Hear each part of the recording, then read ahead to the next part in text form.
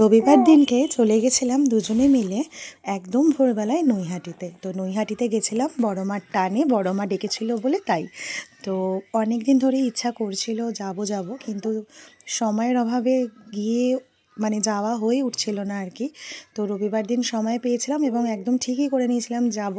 এই দেখো নৈহাটিতে আমরা পৌঁছে গেছি, আর এই রাস্তাটা কালী পুজোর সময় কিন্তু কত ভিড় থাকে।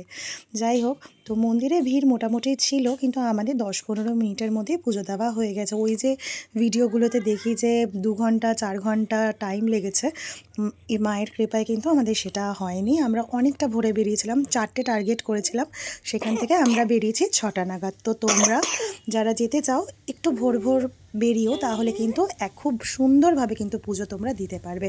এই যে মায়ের মূর্তি, এই এই মুখের দিকে তাকালে কিন্তু আর চোখ ফেরানো যায় না। পুজো খুব ভালোভাবে দিয়েছিলাম, খুব ভালো দর্শন হয়েছিল। তারপরে চলে গেছিলাম একটুখানি গঙ্গার ঘাটে, একটা ব্যারেল কিনে একটু গঙ্গা জল ভরে নিয়েছিলাম। তারপরে আমরা এখান থেকে আবার দমদমের উদ্দেশ্যে রওনা দিয়েছি।